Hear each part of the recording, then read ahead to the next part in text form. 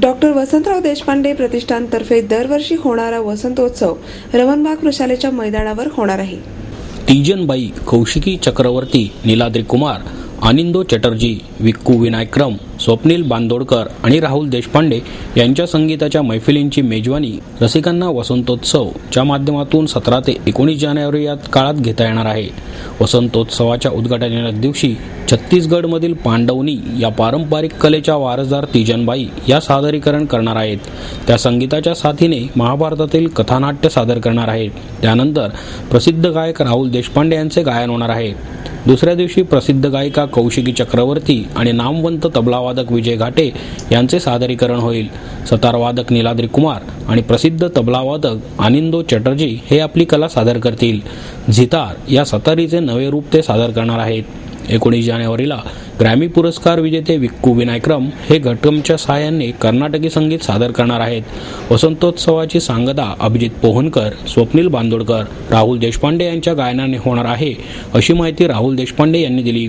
वसंतोत्सवाची season तिकिटे 8 जानेवारीपासून यशवंतराव चव्हाण नाट्यगृह, टिळक स्मारक मंदिर, शिरीष ट्रेडर्स येथे उपलब्ध होणार असल्याचेही त्यांनी सांगितले. यंदाचा वसंतोत्सव 17, 18 आणि 19 जानेवारीला होणार आहे रमणबागेच्या प्रशालेवरती पुण्यामध्ये.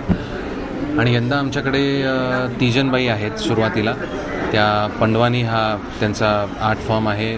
महाभारतातल्या कथा, पांडवांच्या कथा अशा त्या सांगतात आणि त्यांच्या हातामध्ये फक्त एक तारी किंवा तंबोरी असते आणि करताल असतो. आणि असामान्य अशा परफॉर्मर त्या आहेत, ज्याच्याकरता त्यांना पद्मभूषण मिळालेलं आहे, संगीत नाटक अकॅडमी मिळालेलं आहे. त्यांच्या परफॉर्मन्सनंतर माझं शास्त्रीय गायन असणार आहे. दुसऱ्या दिवशी कौशिकी चक्रवर्ती यांचं शास्त्रीय गाणं आहे आणि त्याच्यानंतर नीलाद्री कुमार यांचं सतार वादन आहे. यांच्याबरोबर पंडित आनिंदो चॅटर्जी हे त्यांना साथ देणार आहेत तबल्यावरती. आणि तिसऱ्या दिवशी विक्कू विनायक्रम यांचं घटम वादन आहे. त्यांचा 7 लोकांचं ट्रूप आहे. आणि त्याच्यानंतर अभिजित पोहनकर, स्वप्नील बांदोडकर आणि मी असे आमच्या तिघांचे म्हणून एक फ्युजनचा कार्यक्रम आहे. तर असा यंदाचा वसंतोत्सव होणार आहे. दरवर्षी आम्ही म्युझिक रिसर्चमध्ये किंवा क्लासिकल आर्ट जे असतात त्याच्या रिसर्चसाठी आम्ही काही सन्मान करत असतो. यंदा दीपक राजा हे म्युझिकॉलॉजिस्ट आहेत, खूप मोठे, तर त्यांना आम्ही फेलिसिटेट करणार आहोत.